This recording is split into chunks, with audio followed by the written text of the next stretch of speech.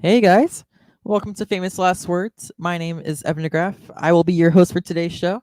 This is kind of the really relaxed podcast interview. We have a bunch of untold stories in what we could sort of call the Schmoedown movie community, the film Twitter community is so to call it. And today we have two really special guests. Some I could say some of my friends in this community. We have late to the party. But before we get into them, just a quick couple announcements, and then we'll actually dive deep into how the hell they came in here. First, we have Chris Clark's Suddenly Soundtracks. Y'all can read the stuff for yourself, but we have a watch along come Thursday, I'm sorry, and then the actual premiere of Suddenly Soundtracks will be Thursday, April 23rd, and then Mary Poppins with the next following 2 weeks after that. So make sure you guys keep your eyes out for that. I'm super duper excited because I personally think Suddenly Soundtracks is one of the best shows out here. And on top of that, we have Tommy Boy, Something Rotten. It's a premiere. It's coming out on Wednesday. Really excited. I know Frank and Pat have been working so long on this project, so make sure you guys keep your eyes peeled for that. And then last but not least, Young Guns 2, starring Mark Ellis. I'm really excited for this watch along. He's definitely my favorite person in the space. I know that's favoritism, but like it's Mark Ellis. You can't hate. But last but not least, famous last words. Let's kind of just jump into it. We have our two very, very, very special guests. Robert and Vanessa, how are you guys doing? It's us. Hey, hello there. Hello there. Evan DeGraff, man. It's been a while. Actually, I think I talked to you like a couple days ago, but man, you guys have really spruced up this place, man. PJ Campbell Network, you guys are killing it. You've got a hell of a lot of shows going on. And yeah, that Young Guns with Mark Ellis, I'm super excited for that one. Vanessa, how you doing? I'm doing good. I'm just going to say I've never seen Young Guns 2, so maybe I'll watch along with you guys. Yeah, for sure. I haven't seen it either, so it's definitely going to be one of those like first-time viewing experiences, and I'm going to be totally embarrassed whenever I say something that's just out of place, and then Mark is like, huh? Be like, don't worry about it, Mark. I'm doing what I can. But anyways, famous last words, to give you guys a rundown, it's a very relaxed podcast. It's more so, hey, you guys have seen them around in the community for a while, but who the hell actually are they?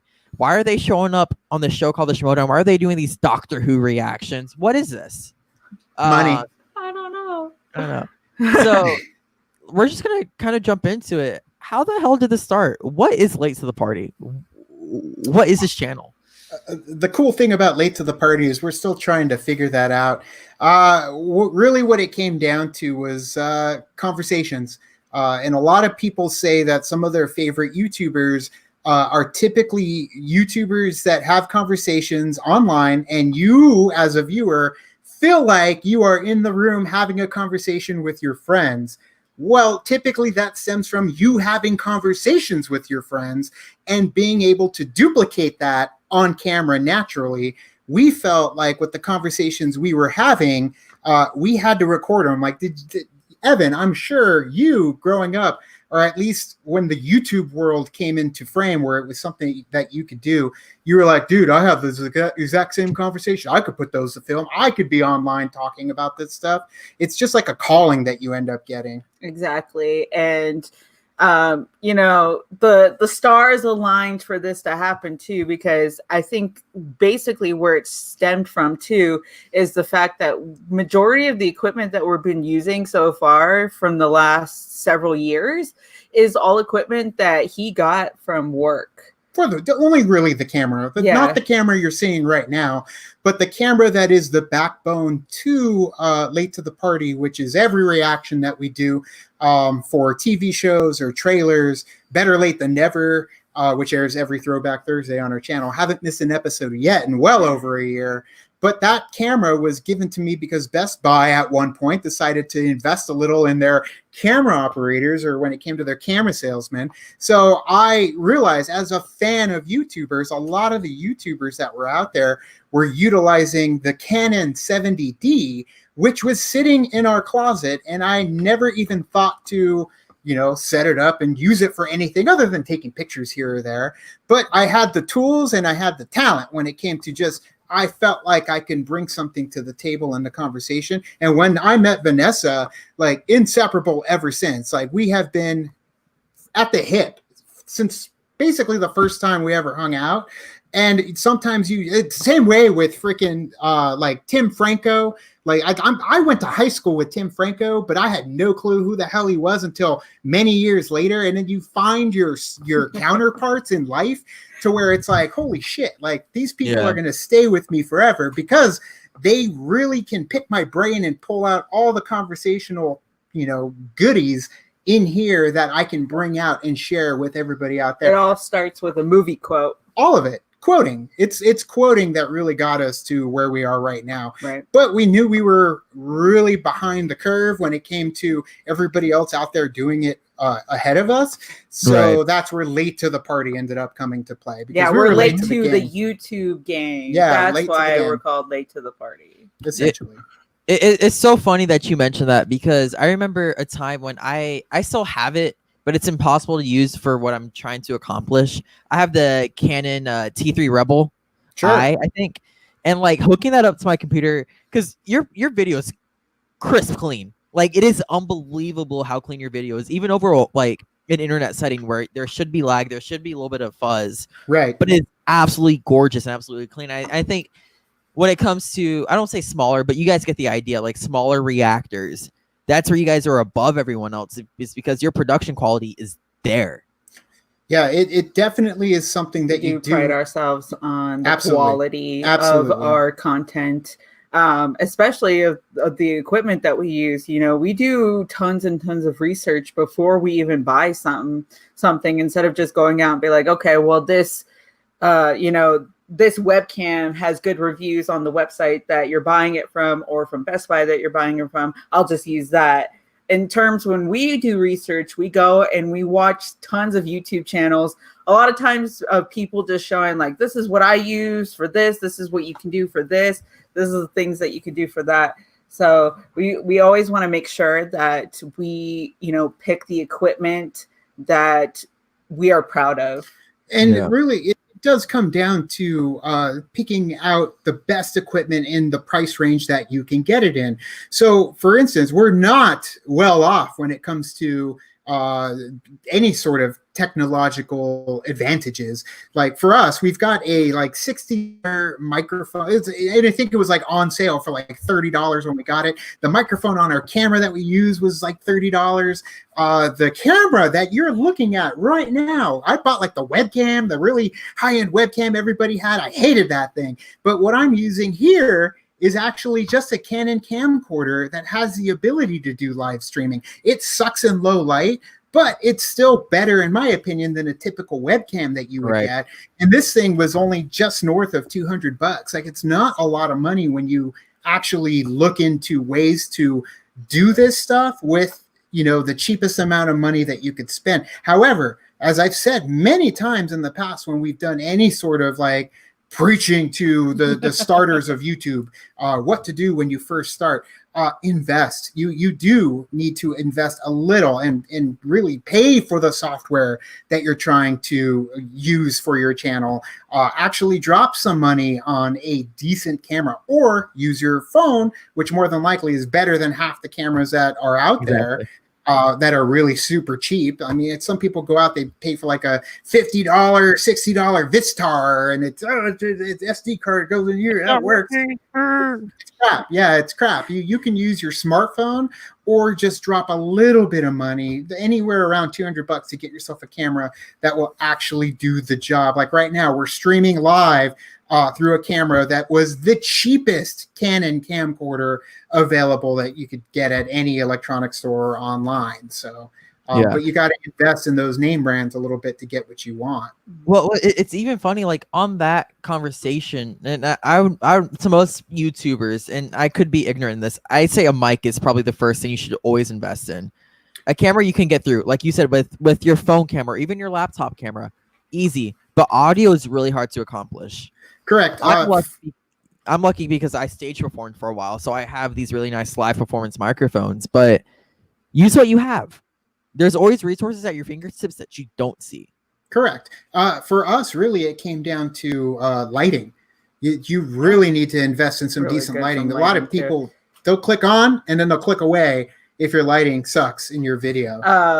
And audio. Like and you audio. Said Same too, with audio. And audio, they will click away if your audio is just not decent enough for them to watch it. But going back, we'll watch our first reaction that we ever did, which was the first trailer, it was the first official trailer for The Force Awakens. Correct. And we didn't have any lighting. Yeah, we didn't have any turn the lamp sideways. The only thing we had was the camera, essentially. Just the camera. It. And so just looking back at that, I'm just like, man, the lighting sucks on that video. And then just to come to where we are now, we come a long way. But even with lighting, though, too, you can get pretty decent, cheap lighting on Amazon. Really cheap lighting. Limo Studio, you can pick up a pretty cheap lighting kit that'll bump up the quality. And again, investment. You could pick it up. It'd probably be around like $50 maybe. But you do have to invest if you're going to jump into something like this. But like she said, the camera has been the same the entire time. The reactions that we shot yesterday are the same camera that we shot The Force Awakens official trailer on in 2015. So you do end up, catching a break sometimes in life, but working with what you have, definitely pick up a good mic, decent, cheap mic, as well as cheap lighting and even a cheap camera that will end up doing, like you said, you have the T3i. T3i is perfect for shooting reactions on. Perfect. It is horrible for streaming any type of video possible. It is just not built for that capability. But for recording and then going back and editing in a trailer reaction, perfect. A lot of people started with the T3i. Real Rejects were using a T3i when we met them. Like it's definitely it's across the board. It's digital DSLRs essentially are the way to go if you want to do trailer reactions. But if you're getting into the live game, you got to get into something more like a compact camera system, like a Sony Alpha, and you see that on SEN. SEN Live, they have Sony's the Schmoedown when they're out on location doing the live shows. Yeah, the Sony Alphas are the way to go. RB3. What's up? And it's funny that you guys talk about lighting and also the Force Awakens reaction, but we'll hit on both of those points. But to lighting, I have to say I literally just used the cheapest lamp I have to blow myself up, and you can see like I have this curtain behind me because if not, there'd be a big hallway and just be darkness. Like, and this goes to filmmaking and any type of media. Just be resourceful. You have the tools, you just don't see them. Right. And like we said, we just turned our lamp over. All we did for those first reactions. They're terrible, but yeah, it worked. If you've got anything that'll cast a light, bring it in. Don't just film like you are in your room. For anybody that wants to get into any kind of YouTuber, YouTubing, I guess. They want to see your beautiful face. Exactly. Some more than others. Anyways, on the Force Reaction trailer. Because I think like when we think back to movies where it was like the trailer reactions of all trailer reactions, The Force Awakens is probably one of the first ones I would think of like people truly went after and like put their stuff on YouTube so people could see their reactions, right? Correct. And you guys were one of them.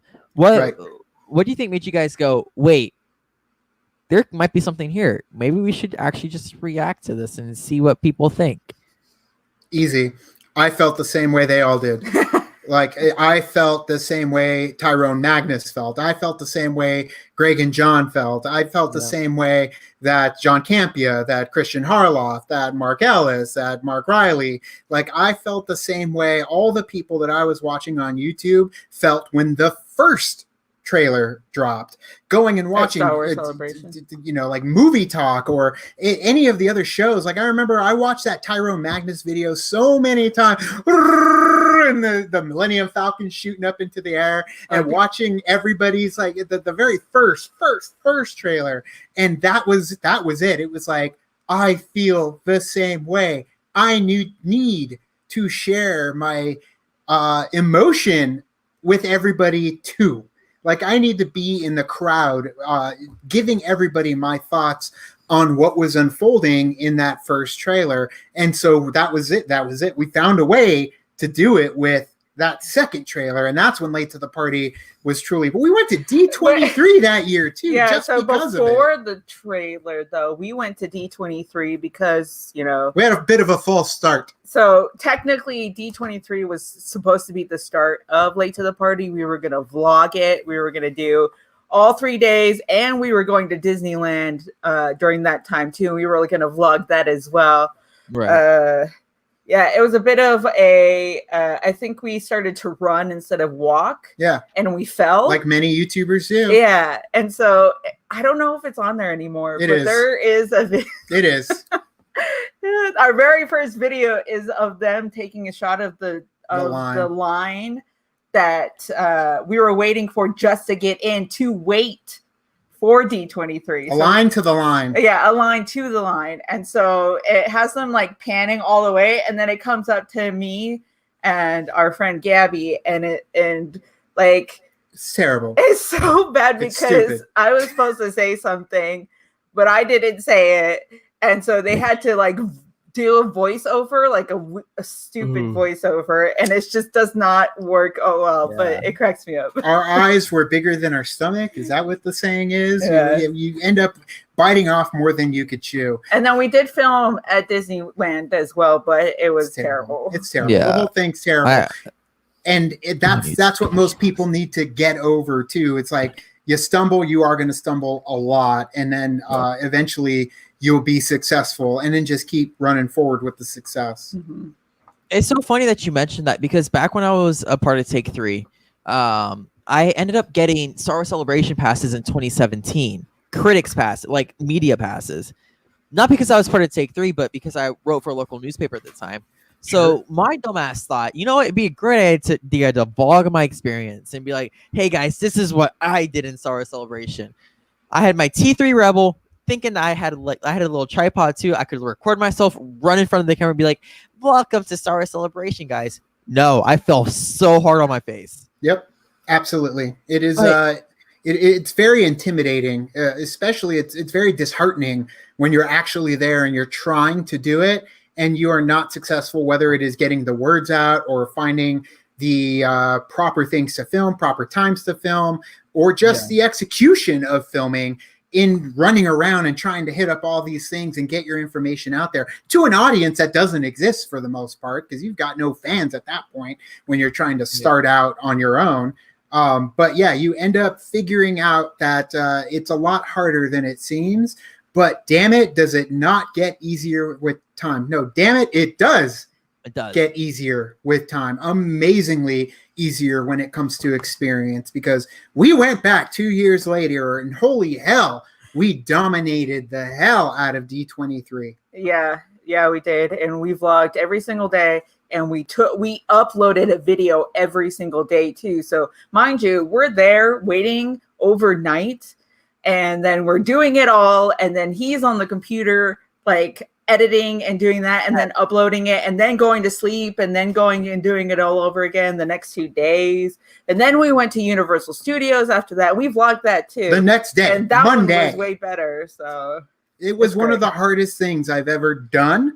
And it's like, you would think, okay, well, I don't want to do that ever again, because it's all by like volunteering. It's all voluntary, man. No one's paying me. Like if you go, dude, especially at that point, no one, like, you don't. And it's not like shit talking your channel, but especially when you're smaller like that, even like 2 years after, the money isn't there yet. There's no such thing as monetary value. So it's all about drive and you actually loving, people seeing your life or whatever, Yeah, the views aren't even there, man. The amount of effort that we put into a lot of our vlogs, I'm happy if they crack 1,000 views, and they'll stay there. Like they'll stay just north of 1,000. And it's like, then I feel like, it's the best show I ever did. I feel like, okay, we got to where I wanted to get to, which was 1,000 views. But I'm telling you though, like the vlogs are the hardest things to shoot than anything we produce on our channel. When we did San Diego Comic-Con last year, again, we had a vlog put up every single day chronicling the day before. And it was including trailer reactions that were dropping throughout that weekend.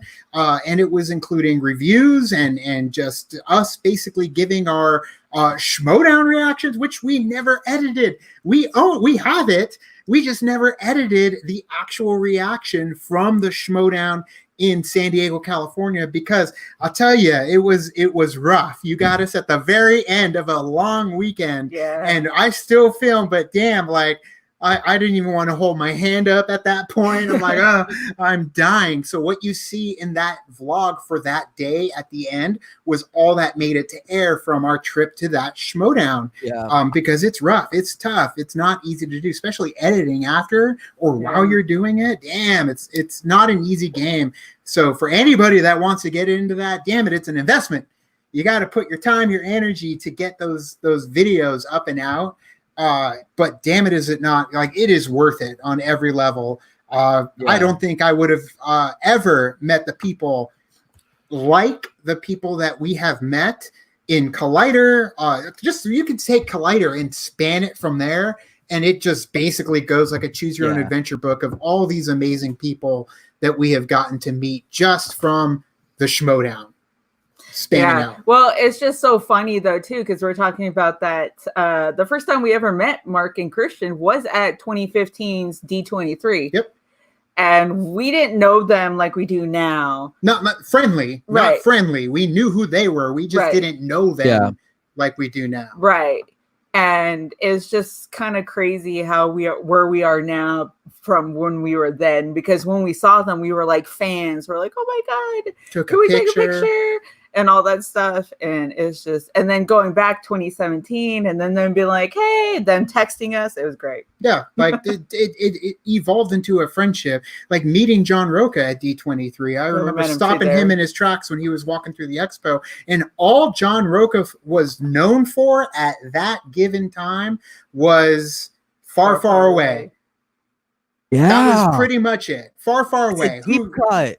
Right, and he took over after Christian and Tiffany left, and it ended up becoming Roca, Tiffany, then Roca and Riley, and it was like far, far away, dude. Love your show. There was no Outlaw, there was no Collider video, there was no movie talk, there was no anything besides what Roca was doing on his own.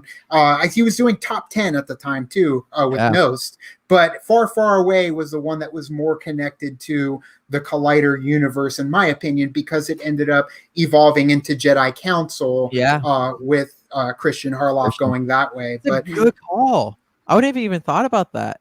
Yeah. And it's funny to that point. So like there's another moment where during Star Wars Celebration, I always point to this. I tried doing the reaction to the first ever live event at Orlando. Mm-hmm. And to that point, I fell on my face again. Because it was me, Roska, one of the leaders of our community, I would say, on the Facebook groups and whatnot, and then Chris Skaliski. Is it Roska? I always say Rasika. Is it? No, I think it's Roska. He's told me it's Roska at least. Okay, good. And Chris Skaliski, we tried shooting it, and like I just fell on my face, man. I get it. Especially at those conventions, there's just so much chaos. And it's hard to even take in those moments. And I'm there. I met Chris Hartwell, who is, I would say, probably the most well-spoken person in the space when it comes to film. Sure. And even to that point, and you said that you met Christian and Mark there. I remember my first time, and it's sad I haven't met you guys in person yet, just because at the time I'm a minor. Not now, I'm 19, but I was a minor then, so it's hard to travel and stuff. But like when I went to Atlanta this past couple of months, you get the idea of community. You're like, oh, these are the people who, I could do this with for the future. Like, when you walked into Collider Studios for the first time, you're like, oh, I get it now. It all kind of comes full force to you. You definitely have built up a network, and I know there's the SEN network. It's like ATM machine. It's a bit redundant, but yes, the Schmoedown Entertainment Network and community is a very huge part of what makes those entities, those personalities, those shows incredibly popular. And it's like once you get into that network, once you get into that community, it's like you're locked in. we know that we can always turn to any one of the people in that community, whether it's on a level of a Christian Harloff all the way down to a level of somebody that's commenting on our Facebook every once in a while, or asking, when you guys coming back to the Schmoedown? Like any single one of those people end up being there for you if you ask them to, typically when it's Schmoedown related, but for the most part, like they will go to bat for each other and they'll help each other. We're all on everybody's channels, no matter who it is, because we want to connect again with everybody, because there's a reason why we all connected in the first place. We're all very similar when it comes to our love of film, and it's not the same films all the time, but it's the love of film. And talking trash to each other. That's what the Schmoedown is, man. It's seeing who knows more, and we usually do it through conversation, but the Schmoedown lets it at least put it to paper when it comes to battling each other out. And that's what we do all the time. You give your opinion, somebody counters with theirs, and there's a conversation. Dude, and even to that point, none of this would have been possible if Vanessa didn't end up on Jacob's channel, who that's true, was doing some random stuff. And like the matter of the fact is, like you said, it's just super all interconnected. Yeah. It's like it's sorry, pardon the pun, but it's like a virus. It's a virus spreading that just one by one we all get connected somehow, and then that's it. Like we can't get rid of each other, no matter how hard we try. Just we go to California and it's met with a Schmoedown reunion every single time, whether we like it or not. It's just going to end up being that way. We ended up going to San Diego Comic-Con with Wendy and Dustin, the movie couple, and Wendy I knew Wendy just from Movie Talk. That's how I knew Wendy. And now Wendy and Dustin are our friends. We stay at their house. We got a hotel at San Diego Comic-Con. We spend time together. It's crazy for me and her as fans of a show to be friends with those people that were on the show, just because we're so similar when it comes to the stuff that we love. Like, it's nuts. Yeah, it's all coming together. Vanessa going all 18 with it. I love it when a plan comes together. Basically, it's so weird. And it's funny I didn't even have this conversation with Jacob or PJ, but like being fans of someone and then becoming friends with them, like it kind of blows your mind, because you're like, I know them, but they don't know me. But then the second they know you, the flip switches and it becomes a totally different story. It does. It's so weird to think though too, but at the same time you're like, that's cool. Yeah. Vanessa laying down the knowledge. Cool. It is though. Like the that's honestly what it is. Conversation. That's cool. Mark Ellis is now my friend. What? Whoa, no way. No, it's weird. It's weird. It definitely is weird. You do get used to it after a while, and then all of a sudden you'll find yourself sitting there, and all of a sudden it's like you get sucked out of the situation, and you're like, holy shit, that's Alex Damon sitting right next to me. That's Jay Washington right across the way. Holy crap, Mark Ellis is like ordering me an IPA. Like, it's just so weird when you're jumping around and these people that you watch their videos, you watch their channels, and it's just like they're here. They're like we message each other, we text each other, but you get used to it until those moments of like clarity. It's like Jim and Pam at their wedding. You got to take that mental picture just to remember, hey, this is crazy. But the cool thing is, if you're a vlogger, you're chronicling the whole damn thing, hopefully. But yeah, that's why I'm a really big advocate for vlogging when you go and do stuff. A lot of people say experience it when you're there. I get it. But at the same time, I get to re-experience it so much. Yeah, it's like, back in the day when you had your families with the big camcorders and they're just chronicling everything that you do. That was like the first time of like vlogging, you're vlogging your life. They just, you have them on VHS tapes now, and you can go back. You'd be like, was I really like that when I was a kid? Vanessa almost killed her sister. That's not true. You were running so fast with the freaking stroller. I thought she was going to flip. Yeah, so there is a scene where I'm like in a scene where I'm in the backyard and I think I'm like 2 or 3 years, maybe 3 years old. Yeah, 3 years old, 3 or 4. and I'm like between 2 and 4. Yeah, I'm strolling. I have my sister's in the stroller, and she can't be like maybe less than 1 or 1. Right. And I'm like just taking her on a ride, and like I like take off. And there's certain parts where you think that like we should have done a reaction video to it. You think that the stroller is gonna fall over to the point where like it could fall where her face is gonna be like in the dirt, but it never happened. So I'm good there. It was a dirt backyard parenting, ladies and gentlemen. Back in the day, they let us do whatever we wanted. It didn't matter. You fell down, you bled, put a Band-Aid on it, you're fine. And go play some more. This is definitely going to seem out of the blue, but I think it's a good talking point, a good launching point. So your channel is at over 50,000 subscribers, which congratulations. That's definitely like years of effort. Thanks. It is. If you guys have followed my favorite, I'm speaking to the audience at this point, my favorite YouTuber, Casey Neistat, he talks about it's not just a day-to-day grind. It is years that you have to build yourself and like get yourself a platform. So like, congrats on 50,000, but like, let's speak to the theoretical. Let's say outside of you get to quit your day jobs or whatever, outside of that, what is the goal for Late to the Party? What do you guys see in the next 3 to 5 years? What would you guys want your platform to be? 100,000 subscribers is the more specific goal. And it's funny you bring up Casey Neistat.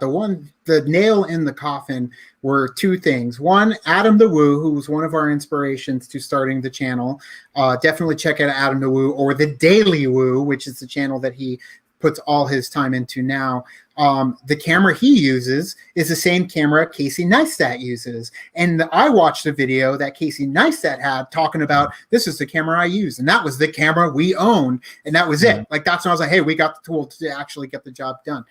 But when it comes down to actually, what were we talking about? Executing the channel. We're getting into our goals in the next 5 years. Got it. Thank you. 100,000 subscribers. It comes down to continually trying to get our opinions out there when it comes to film, accessing more events that typically, without dropping a ton of money that we don't have, we'll get in using media credentials. And when we're there, we'll push it and cover and microphones and lapel mics and daily uploads and vlogging every single day of those events. And that is what we have ahead of us. It's going to happen. It was going to start this year. Technically it started with San Diego Comic-Con, but we were intending to go to CinemaCon this year. And then we are going next year, and it will happen, to Disney World. And we're going to cover our adventures at Disney World with daily vlogs. Are you speaking in Orlando? Yeah, Disney World. So we've never been to Disney World. I've been to Universal Studios Orlando, but I never went to Disney World. So I'm super excited to go to, and it's the 50th anniversary for Disney World next year too. So I'm so excited to go. Maybe this Florida boy could take a day, drink around the world. Maybe.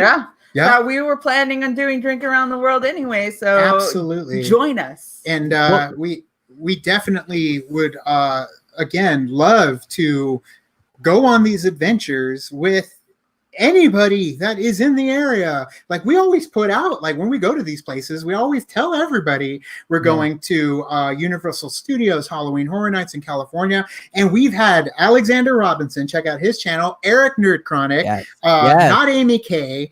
We've had freaking Janine the Machine, Brandon Hanna, Raul. Who else? We had who else was there? Greg Alba showed up in the last video that we went to Halloween Horror Nights. Tons of people end up going with us on these adventures, and they're so much fun. And that's what we want to do more. So tiring, definitely. But it's exhausting. It is exhausting, but at the end of the day, like, when we go back and we watch these videos, it's like, man, it was worth it. It barely cracked 1,000 views. Did that. I 100% think you should join up with us.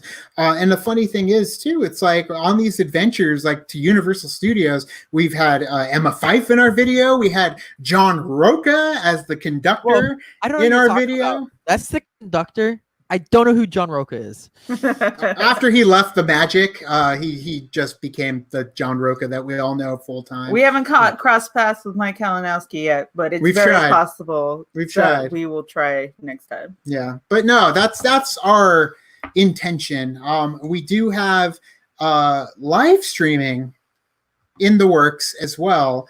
So we know everybody has been jumping on the live streaming bandwagon, and I put bandwagon out there in a positive light because it is a great way to communicate with everybody. It is definitely something that we want to be a part of, but we just don't feel like we are in the knowledge. Like she said, we do the research and we definitely figure out all the kinks before we jump in.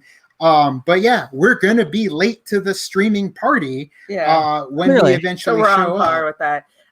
Just to kind of give you a little hint on what we're kind of having in works, here's a little exclusive. So we want to do kind of something like Last Week Tonight with John Oliver, essentially, but do it more on entertainment and the news that comes out for movies, TV shows that we enjoy, any of that information. Because, we constantly get people calling, telling, did you hear about this? Did you hear about this? What do you think about this? So it's like, it would be too much for a weekly stream. So I think that having it all in one, live stream would be perfect. It would be too much for like a daily stream, but for at the end of every week, we'd be able to cover the week news. Or if there's enough news for that week, we'll do one at the end of the week. But the cool thing is if we do it streaming based on whatever it is the topic is, you can bring people in for those kinds of conversations, kick them out the door at the end, and just basically, have this revolving door of online streaming, streamers when it comes to talking about our opinions of whatever it is that's hitting the news waves. Particularly if it's something that you're very strong and passionate about. Yeah, bring you in. Horror related, Tim Franco's showing up. Right. If it's going to be Star Wars related, I'm contacting Alex Damon, True. It's so funny that you guys mentioned that because, I know you guys have been covering this show, but that show would be your live stream idea would be so perfect for Clone Wars right now because it's the most roller coaster up and down season I've seen in a while in terms of nerd animation. But jumping off from that, you all mentioned Alex Damon and a bunch of Schmoedown competitors. How the hell did you two end up on your way to end up on the Schmoedown or even reacting to it for that case? Because everyone's story has been different from every single person I've heard talking about reacting to Schmoedown. It's a different story, which bewilders me. But how the hell did you guys become a part of this community in the first place? It's actually the same answer for the Star Wars reaction that you asked. We wanted to share our reaction. We were feeling the exact same way that everybody else was feeling in the group, in the comment sections. We wanted to put how we felt with these victories and these losses and these cutscenes and the Schmoedown game. We needed to share how we felt with everybody in the YouTube world, but we weren't ready to do it until we got permission. Yeah, so we really did want to do reactions to the first spectacular, the first ever spectacular, because we were like, oh, we could do reactions to it. It would be awesome. We could play along. Right. But we just didn't think that it would be acceptable. We didn't think that Christian would be okay with it. And we just never went and we never messaged him to ask because we just didn't feel like that would be appropriate at the time. So we kind of just let that go. We watched it, had fun. And then jump a couple months later where Christian was like, I want to see your reactions. I'm like, there it is. There's our jumping point. So as soon as we got that, we were like, oh, yeah, we have to do it. Because the last thing you want to do is do a reaction to somebody else's property when it comes to a video on YouTube. You don't want to get a copyright strike or, a block would be best. But you could get a strike. And if you do too many, you lose your channel over it. So for us, it ended up becoming when is the window or opportunity going to present itself for us to be able to jump in? The cool thing is that, like she said, we refrained from asking for permission because at that time we had almost no views. By the time it ended up happening to where we were around, I think, maybe 10,000 subscribers. And that was where it was like, okay, we can do with 10,000 subscribers and do it. And maybe that'll end up being noticed by those in power in the Schmoedown community. Just a comment was all I was thinking. Good job. Oh, you guys are great. Oh, I love that. I'm like, yes. Like we did good. Well, it's so surreal though too, because I remember I was at work and an email came through. My phone was like vibrating, so I looked at the email and I couldn't believe my eyes. I was like, wait, what? Because it said Christian Harloff, and I was like, what? Reading the and all he wrote was, when are you coming to LA next, or when are you available next? And we were just like, that's so Christian. What? When are you in LA? Yeah. All it said. And he was at home. I think he was sleeping still. So I was the only one here freaking out. I'm trying to get in contact with him. There's no way to get in contact with him because he's not answering his phone. And like the whole time I'm working, I'm like, I can't work. This is so exciting. Like, I was so excited when we got that email. And then he finally saw it. We messaged him and he's like, yeah, we're not sure. Like, what he said, like, we don't know when we. I said, we'll be there at D23 is the next time we're going. And he's like, cool. Hit me up like next time you guys are in LA. I'm like, cool. Like, damn it. Like, there's really no, like, we have no reason to go to Los Angeles, like, at all. And then he showed up again and was like, hey, like, could you guys make the free-for-all? Yeah, the first free-for-all. Dude, that podcast. Oh, I remember that. And if you go back and you watch our trip to the free-for-all, it was our very first trip to Collider Video, which is one of our vlogs that got over 80,000 views on it. And Christian asked, could you go to the free-for-all? And we were like, no, and we can't. That's crazy. It was the week. Next week. It was like the next week. He like messaged us a week out and we were like, no, we can't do it. Like, there's no way. Who does that? Who just picks up? If you don't live in California, who just picks up and goes to California 7 hours away and just on a whim goes on a weekend? You've got, no resources dedicated to it. You have no knowledge of anything in that world. We've never been to Burbank like for anything but maybe going to like Universal Studios. We don't know if we would be able to get a decent, rate on a hotel, rental car, everything, man. And it was us. And then we were talking with our producer, Travis, who does Better Late Than Never. And then we were talking to Tim and Ashley. And Vanessa and I said, no, like, we can't. Like, that's asking way too much. And then Tim and Ashley were like, yeah, we agree. We can't do that. And then Travis was like, I mean, I could drive and then like we could just come back Sunday and then maybe find a place to stay. It's not doable. And then I was just thinking about it. I'm just like, could we get the days off? Because at the time we would be working. Yeah, Can we get Sunday off? Because we worked on Sundays. We had Friday, Saturday, so that'd be fine. But Sundays were the ones we're like, oh, can we get it off? And it just, like gears was were a running panic in our attack. head. Yeah. Could you imagine? I'm roaming around like, oh my god, what do I do? Do I do it? Do I not? Like, just freaking picture out. Like SpongeBob, like when he's trying to be all fancy, and then all of a sudden in his head, everyone's running. We're like, we don't know what to say. That's basically what happened. And then it was. This is one of the big things when it comes to new experiences in the YouTube world, or just when it comes to fandom. Just say yes.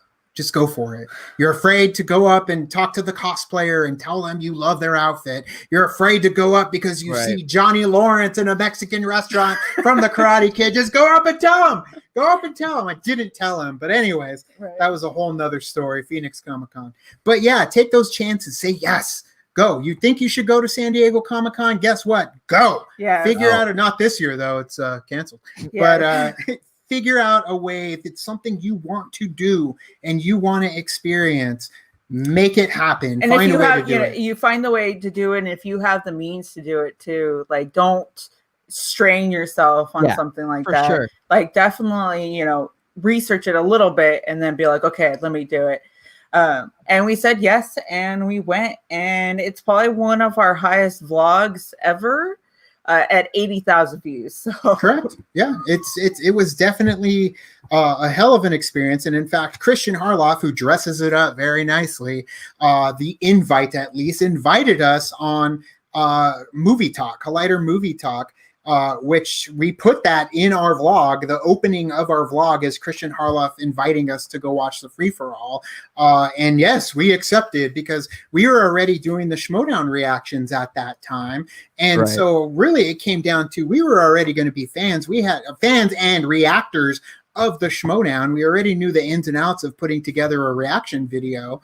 And when it came down to mind you, that was like the third video that we ended up doing when Christian contacted us. So it was instantaneous that we got that notification from Christian, because there was only one other reactor that was doing reactions to the Schmoedown at the time. But again, lower quality video, talked a lot of shit to John Roca, but it wasn't really something like us, which was more polished, well-oiled machine that was actually already gaining a momentum in followers. So it was a win-win for Christian. It was a huge win for us to say no to that. Like, that's why I had to talk ourselves out of it and actually go and do it. And I think that, going there, it really was the stepping stone for him asking us to be, competitors in the Schmoedown. Because I think that on his perspective as well, it was kind of his opportunity to bring us in with a bunch of people that are in that space and see how we do in that space and how we connect with these people. Like, if we're just kind of weird and and they feel weird us being there, then I feel like it probably would have not worked. Right. But like we said, it felt like we were going in. It was nerve-wracking going, because we're like, oh my God, these people, we know them now. Like, it was just so nerve-wracking. But at the same time, we talked to them on a level where it was just like, yeah, we are as friends, essentially. Yeah. We performed. That's really what it comes down to is we filmed. We executed a vlog while we were there for the first time, meeting our YouTube heroes. Yeah. And it was it showed them not just, oh, these are decent people, they're cool people. We were working. We were performing. And in fact, in that vlog, at the end of the vlog, we're doing our outro in the office of Christian Harloff and Ken and all them. They had an office in the back, and we're there and we're cutting the ending, and then they show up and we incorporate them into it. And it just had such a natural, organic flow to where we showed ourselves as professionals. And that's the thing that a lot of people have to understand too, is that when they're getting into the Schmoedown reactions, or they're getting into the Schmoedown game when they're doing like the minor leagues, trying to get up to the bigger leagues, you got to be able to maintain composure. You got to be able to hold yourself when it comes to operating on a level of professionalism in the YouTube space. So you don't go in there and, oh my God, blah, blah, blah, blah, blah, blah. Like you can't let your emotions, you got to pull an Obi-Wan. You can't let the emotions get the best of you. You got to be able to hold it together and be professional too. And I think that's what we ended up showing them, to where it was a no-brainer for Christian at that point, because he saw what we can do with the answering of questions on the show that we were doing for the reactions. But at the same time, he saw that we're there to work as well. It's a job. It's a job and investment when we're going there to play, when we're going there to shoot vlogs, and we are having a hell of a lot of fun when we're doing it. But all in all, we're treating it like it's work, and you can't just let it get the best of you too and say it's too much work. And that's why we stopped. That's why we did end up ceasing the Schmoedown reactions when it came to weekly, and it was multiple times a week, because it became far too much work that it deserved on our side to be able to produce that content.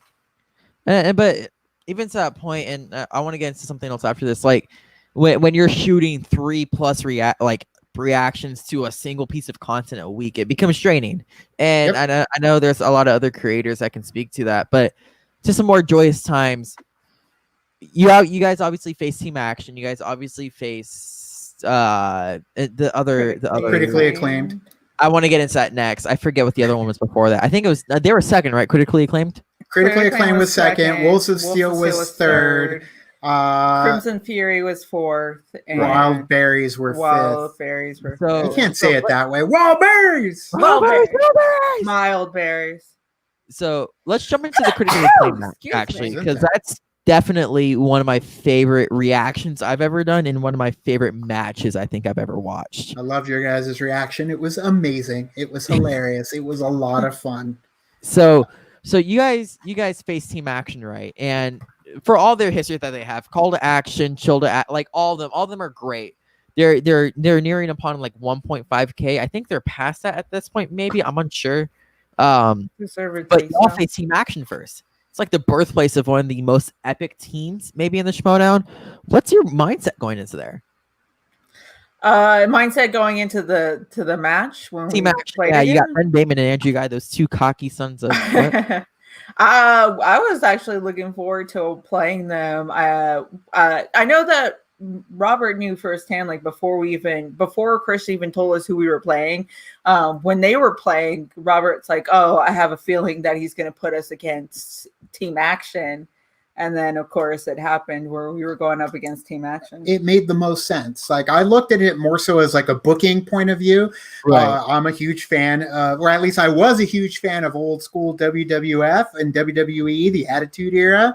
And so for me, when Christian's like, I'm going to get you a match, but he didn't tell, he's like, I know the perfect team.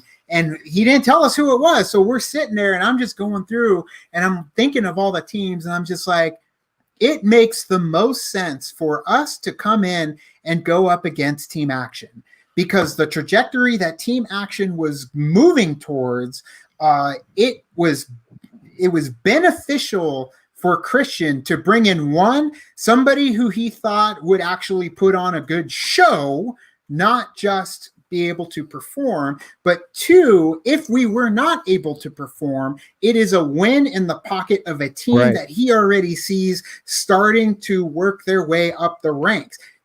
Andrew Guy himself felt like if we had beat them and it was a slaughter, Team Action's over. Like he himself said it would have stopped that team in the tracks because all the momentum they were getting, it would have gone all to us. We knocked them out. Here comes this new team in, taking these guys to the cleaners. And it ended up becoming one of the best case scenarios for everybody involved, the way that specific match played out. So I already figured Team Action, it's going to be Team Action. And then Christian notified us, it is going to be Team Action. I'm like, perfect, because this is the perfect match. I already know how we're going to play this. We are going to go in and we're going to utilize the fact that they are bullies, assholes, pompous, popular, good looking, and we're going to take the nerd road. We're going to go the ones that are like the everyday man. So what better way to do that than to come in as the lambdas from Revenge of the Nerds against the alpha betas that are Team Action. Right. So it was like perfect. We already knew things that we were going to do and say and kind of basically strategize. We were strategizing how you play Team Action the same way you strategize how you're going to play critically acclaimed. We did no strategy when it came to Wolves of Steel. That's where we shit the bed. But then we found our groove after that, and that's what we had a lot of fun with Crimson Fury as well as the Wild Berries after that. Yeah. What he said. What he said times a million. Yeah. Do you guys think that, like, I don't make any presumptions, but like, in terms of the community, do you think this was like a really good platform after you guys did your first couple of reactions, especially Free For All, that like the community actually got to know who you guys were and like you guys were now taken more almost serious at this point because you guys came in like a wrecking ball at that, they shocked everyone. You made Chris Clark cry himself to sleep. Do you guys think that like at that point the community took you guys seriously and that maybe helped the channel? 100%. Yes. Very much so. We were able, and it's weird the way collaborations work. Sometimes collaborations are beneficial to both parties, but it also could mean that you are losing certain people to another channel because it's basically you get kind of bored and you move on to other things, and sometimes that ends up happening. The way it worked with us is like they were the big ass whale and we're like the little fish that was stuck on the big ass whale. But damn it, it was some good eating while we were attached to that whale. And yeah, it is very beneficial because two things ended up happening with that partnership. As long as it was happening, was our fans of trailer reactions had no clue that this Schmoedown was a thing, or did not know what AMC Movie Talk was, Collider Movie Talk, the Schmoes Know Show, no clue. Eric from Nerd Chronic was introduced to the Schmoedown because of our channel. He had no clue it existed until watching trailer reactions on our channel and watching our reactions to the Schmoedown. And that's where it was. It was because he watched our reactions and then saw we were doing reactions to the Schmoedown and ended up, look where Eric freaking Nerd Chronic is now. The man's the editor for the Schmoedown. I'm just kidding. Yeah, no, it's like, and also to Eric's credit, that man is insane. Like I haven't edited the Schmoedown this well edited in so long. You might have what you could call a bad match, and it's still entertaining to that point. Absolutely. He's very, very talented. But at the same time, we who ended up having Eric as a fan of ours, I'm sure the man is way too busy to be watching our reactions because the dude is killing it in the world that he's created for Nerd Chronic. And we are so happy that he is. And that's the thing is you can't get upset when you've got people moving on. Like we have patrons that showed up after the Schmoedown, and then when the Schmoedown went to SEN and they needed to be funded by the people, we lost patrons who went over to SEN. It's great. It's fine because guess what? We had you when we had you, and your help and your support helped us build to where we could be sustainable. And now they move on and they go back to SEN, or they move over to Team Action. They jump over to Video Drew. Like, great. Like, it is so cool to see that kind of support moving around. But at the same time, you lose followers because they go find something that speaks to them on a higher level. But that's the eventually cool sometimes they'll come back. And yeah, they come back sometimes. It's cool. Yeah. But at the same time, it's like, yeah, we saw a huge bump, but at the same time, we never stopped our job. We never stopped our daily work, our reactions, our vlogs. We never hesitated or gave up on the stuff that we were doing outside of the Schmoedown. Always producing when it came to what made our channel that first 10,000 subs, and eventually, got us to 50,000. But still, it was a nice push from the Schmoedown. I would say more so on social networking. I'd say Twitter was our majority of our numbers on Twitter came because of the Schmoedown. Oh yeah, very active on Twitter. The Schmoedown is so. For sure. Yeah, it definitely is very helpful to all parties involved when you get these kinds of collaborations. You just got to be okay when you share your fans with each other and they go and like when the crew lost their jobs at Collider Video and they had to go solo and everybody opened up their channels. Damn it, did the fans go and just shift to where it was most helpful. So it's so great to see that kind of support. That's that community we were talking about. That's that network. Everybody's so damn supportive. And I do have to say to a point that like I didn't expect this to become this, but I'm actually really glad because a lot of people can use this podcast even to take a jump in platform, because a lot of communities are like this, right? Where you have this group of people and they might be covering a different group of people and vice versa. Take this, Late to the Party, very, Robert Messer are very well-natured and very well-knowledged in what they're talking about. They've been here for a while, and obviously they're at 50K subs for a reason. Take what they're saying and run with it, because they obviously they have a grasp, and take advantage of it, because it's not very often that we're going to get people like to the Party on here and talking about the wealth of YouTube knowledge that they do. And to your point, like my favorite thing that I think I've taken from this community and even from YouTube is like the fact that there's always a sense of community there, but yet you can always still keep push your stuff forward, no matter what. Like, and no matter what space you're in, if you're not pushing yourself forward, then you become stagnant. But you guys have avoided becoming stagnant. In what way do you guys think you guys are keeping yourself fresh? I think the biggest thing that is very crucial when you're doing YouTube is being constant, being consistent too. Like, you want to be consistent in the things that you're doing. Because if you're consistent, then people are looking into that, and you have a rhythm going, and then you get your following from that. If you are somebody like who has a YouTube channel where you put a YouTube video out and then don't do anything for like 2 or 3 weeks and then put another video out, I mean, I would say that people do have a short attention span when it comes to a lot of things. So you not putting something out, they're already somewhere else. And then that you put something out, you're like, okay, well, maybe they'll watch it, maybe they won't, because they're already moved on from something else. So keeping that consistency going, you always have something there, and then that brings them back every single time, because you're like, oh yeah, there's a new episode of this on their channel. This is like perfect example what you guys are doing on this network with PJ, or the PJ network, right. Is the fact that you guys have set dates for certain things that happen, like on Monday, Tuesday, Wednesday, Thursday. Like, you always have constant things going on, but they're, you have them on specific days, and they are constant. So that's what brings people back. To keep it fresh, though, the biggest thing is your own mental health, your own passion. Yeah. If it comes down to, if what you're doing is now becoming work, and it is work that you're not enjoying anymore, you need to stop.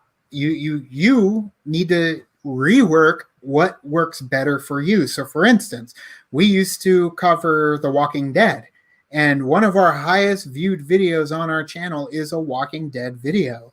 But like every person that watches television, sometimes the TV shows just don't do it for you anymore. Yeah. And it's time to jump off the ship. It's the time when you say goodbye to something that no longer fulfills you in terms of your fandom. And yes, it is okay to say, I'm not a fan anymore. I love what they did, but I don't love where it's at. It's time to pivot and move on. And that is what we have done when it came to The Walking Dead. We shifted from there and we moved on to somewhere else. Now, when it comes down to finding something that you're more passionate about, there's always something new. Like, what are you excited about right now in the world of entertainment? What show are you constantly watching? What is it that makes you happy to talk about when you're actually, with your friends, with your spouse, with your buddies online streaming? Like, what do you find yourself constantly talking about? There it is. That's what you need to be putting content out for, because that's the stuff that you're going to give the most passionate opinions on, because that's what you love right now. And guess what? A couple years from now, you might not love it anymore and you'll move on. I love the Schmoedown.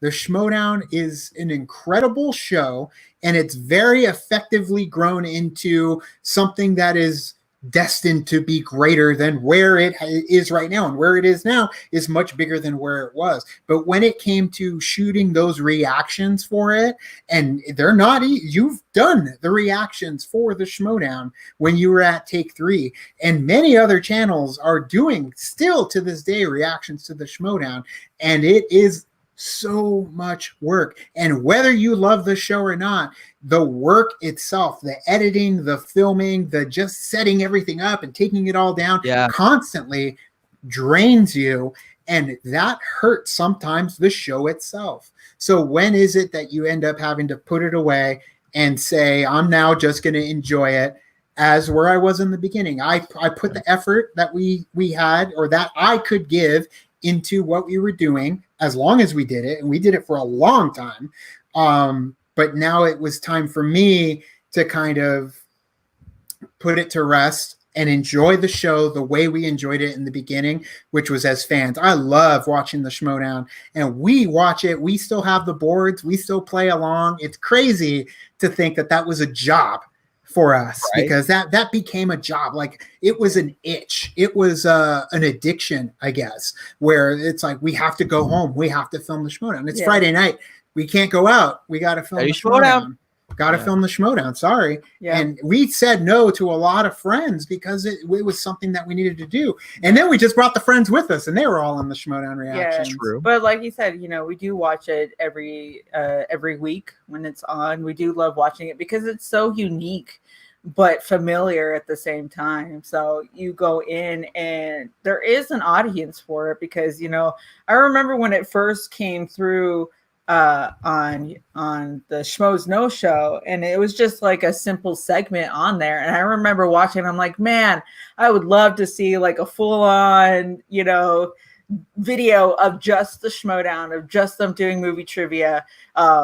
And then it happened, and it did happen. Here. It did happen, and it's fantastic. We still love the show. That Robert Parker, huh? How about that son of a bitch?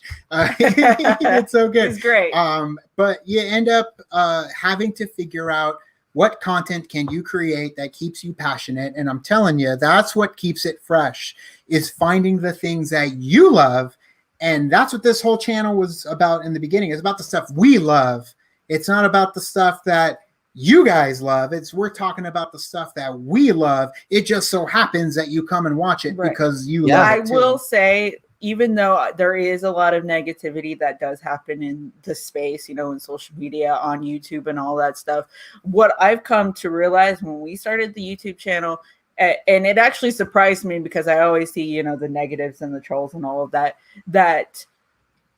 the things that we're doing that we loved, like, we would get so much people coming and saying, I love that too. I'm glad that you did this. I'm so happy that you're doing this. And it's just, it makes you feel good because you're like, oh, well, we're talking about something we loved. And I'm so glad that now we have somebody coming on because they like the same thing too. Right. Or there's other times where like, I didn't know anybody else like that but me, or I thought I was the only one. Yep. And so that's why we're doing it. That's how I felt with Christian Harloff when he would drop quotes on the Schmoes No Show or Movie Talk. And I'm like, holy crap, I didn't think anybody in the world knew that quote. Adam the Woo, Justin Scar, all these YouTubers that I love. I'm just like, damn, I didn't think anybody else thought that way about this thing that I love too. So it's just, it definitely conveys organic and genuine when you do put stuff that you're passionate about. And guess what? We're balanced as well. We are incredibly balanced. And that wasn't us just trying to be balanced. We approach a lot of the things that we love and hate with both sides of the coin. Right. Like if there's something we do not like, you're going to hear also why we like certain things about that. And because people really love to hear stuff that they love or they hate. If you're angry about something, you want to hear people talk crap about it. If you love something, you want to hear people gush about it. For some reason, on our channel, those people come in and they hear all the stuff that we're saying on either side of the corn, the coin, and that's all that speaks to them. So they're like, oh, I knew you. I hated this part too. I hated this part too. And everyone's like, oh, I'm so happy you guys love the movie. It's like, but we didn't. Like, I'd say it's lower on the list in my movies, but what you did was you heard all the things I said. Right. You heard all the things that you love about the movie. You heard, because we speak to it on like a logical side, but like, this is why we liked it. This is why we didn't like it. And then it's just so funny how people will pick out like, oh, I hated that part too. Good job on this review. Or I love that part of the movie. Good job on this review. So it's just any way that you want to watch it and pick out the things that you want to hear. Go to our comment section for the spoiler review for The Last Jedi. Blew my mind. I could not believe how we were able to dance. It's a 2-hour long review, by the way. It is. And we have so many people that are like, I love this movie specifically, man. Yeah. But it's just so funny because you go through the comments and people are like, oh, I love this movie because of that reason too, because we'll talk about things we did like. And then when we talk about the things we didn't like, then people come in, they're like, yeah, you make such a great point. That's the reason why I don't like this movie. And it's just like. And it's funny because it ain't bullshit on either side of the coin. That's genuine. how we felt about the stuff with love and hate. It's definitely balanced, and that's what we try and give is both. I can definitely say, especially when you're not getting paid for this. If you're getting paid for this, then a job can feel like a job, right? No matter what, a job is a job. You got to put food on the table, you got to pay your rent, whatever. But when you're passionate, like, I know I made this podcast for various reasons I've covered before, but like, it was a passion of mine. I want to get other people's stories out there that you couldn't say necessarily covered, like today. At the end of the day, as long as you feel like your voice is getting heard, and as long as you think that your voice is being receptive to, even if no one's listening to you, you still think that it's important, you're good to go. But on that, we are approaching like the 1 hour 10 minute mark, and it hasn't felt that long. You guys have made my job easy, and I really appreciate it. But practice, right? Exactly. But my theory with this podcast is I'd rather have an episode 2 than a 3-hour show. So we have 2 lasting segments that we're gonna do. We have the Q&A section, which you guys have already seen the results, but you guys ask yourself your own question. So you guys each have about a minute to answer this, each of you. Why are you the way that you are, late to the party? Why are you the way that you are? Why am I the way that I am? Because of movies. I know that's kind of a cliche thing to say, but it does. A lot of the things that I watched as a kid, you kind of absorb it and you take it with you. There are so many things that happen in movies that I'm like, I use in my daily situations, like a real man makes his own luck, Billy Zane, Titanic. So, I just go out there and do that. It really does come down to the movies, because, I mean, you realize that when we grew up, there was no internet, there was no streaming, there was no ease of use when it came to gaining that entertainment. You popped in a VHS into a VCR, you watched it, you rewound it, you took it back to Blockbuster, and then you got another one. Rinse and repeat all over again. Yeah. And for us, like, a lot of the times, you had that collection of movies that your family had, and you just watch them over and over and over. You put them on, you left them on in the background. It's like what we do now. You leave The Office Netflix on in the background as you're doing other stuff. But as a kid growing up in that time, it was about reenacting. It was about playing on the playground as Indiana Jones or Rose and Jack or Star Wars, or, like, you ended up living these movies with your friends when it came to entertainment. Essentially, it was entertainment. It's so lived. Funny when I'm a psych double major in school. Well, wait. Oh.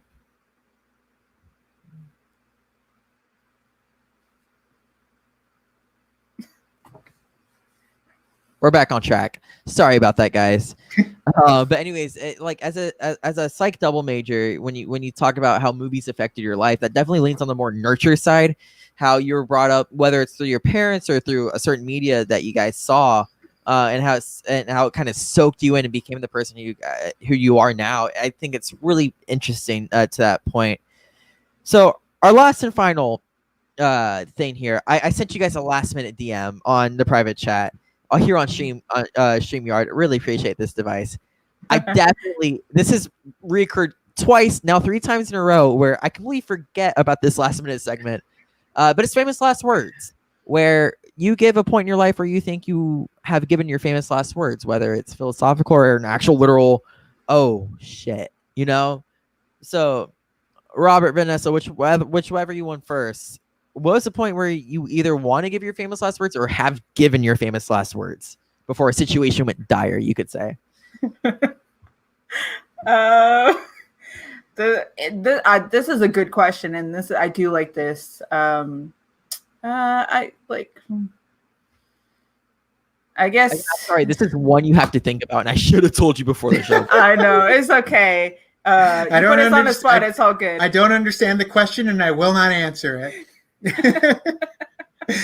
Okay, so I'm still trying to analyze what. Okay, so what do you want from me? What do you want from me? I got you. Imagine if I went to a drunk college party, right? I went to a frat house for whatever reason. I'm not a frat bro. I can't do that. But imagine if I went and before I walk in, I tell my buddies, you know what? I'm gonna go all out tonight. Those were my famous last words. So like take a situation like before you go to a Disney World or even a Schmoedown Temple or whatever. What were your famous last words before you went and why do you think they were your famous last words? I don't feel like I've ever really been in a situation where I regretted or fell. I mean, honestly, it's I don't know. And it's crazy because that's the name of your damn podcast. Is I think a famous. I think I've said this a lot when it comes to a lot of things where like you are at the teetering point of whether or not you want to do something or not do something, and then you get to the point where you do it and you say fuck it, and then you do it. So that's my favorite famous last word. Fuck it, do it live. Fuck it. Okay.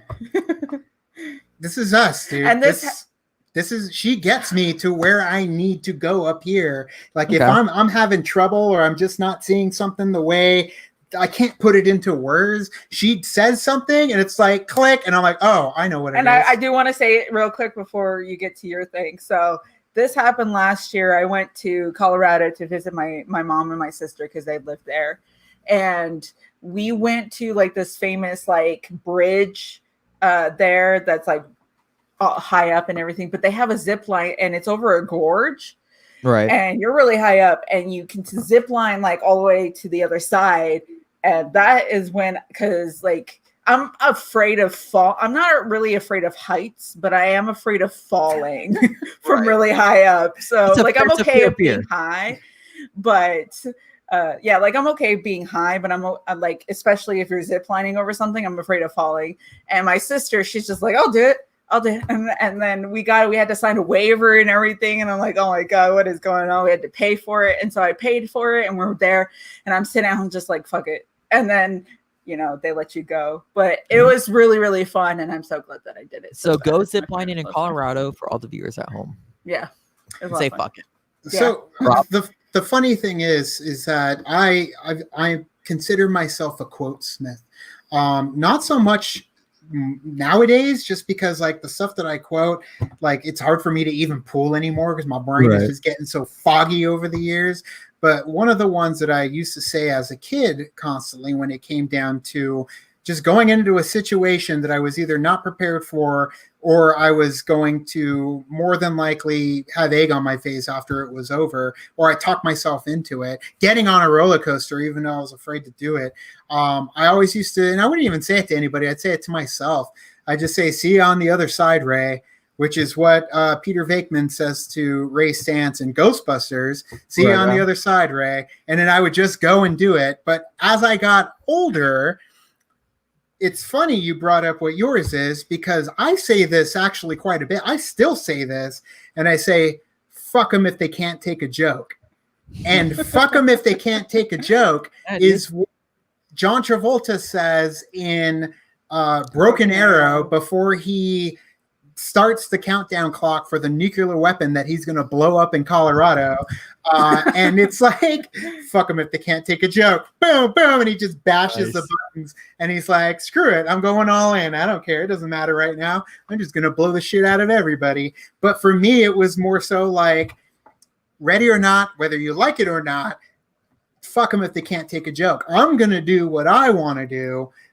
And hopefully it turns out for the best. There's always stress and hesitation, but you go and you do it. Like that's what I was saying, man. Sometimes you just need to jump out and pull the parachute. I've never done it, but I think I'd be great at jumping out of an airplane just because I know there's going to be that point. I love coming over that hill. I love just like, boom, let's go.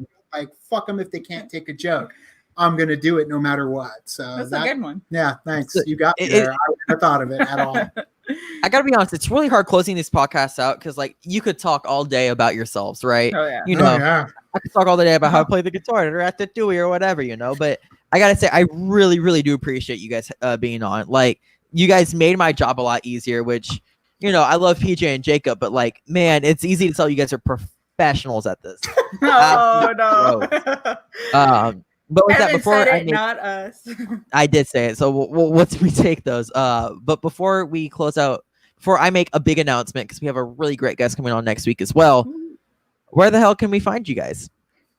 You can like and subscribe. And you could do the thing on our Facebook, Twitter, Tumblr, Instagram, and Stardust. All the social networking gin joints, you know where they are. You could also kick into the party, feel the party, keep the party going on our Patreon, takes the party where it needs to go. Yeah, that was incredible. Yeah, we've said it a million times in the last year. I really do appreciate you guys coming on. Thank you guys so much for the ride. Hopefully we have you guys back on down the line. It seems like there's tons of stories to tell, and I'm really appreciate that. That was a draft for the title of the show, stories to tell. But for famous last words, I really do appreciate you guys. So with that, we have our big announcement. We have I would say the next generation of Schmoedown reactions, Abby Friel. Damn, Abby! Episode 4 of Famous Last Words. I'm really excited for it. So again, guys, thank you guys so much for coming on. You guys can find me on Twitter here at Evan DeGraff Live, and also follow me on Instagram at Evan DeGraff, and I'll be on various PJ Campbell network shows, just because I guess I'm a leech and I just come around and I do things. As you guys said, be consistent. Again, thank you guys so much late to the party. Be there next Tuesday for Abby Friel. I'm very excited for this conversation because it's weird to have someone my age in this space, but we take those. So again, see you guys soon, and peace. Thanks,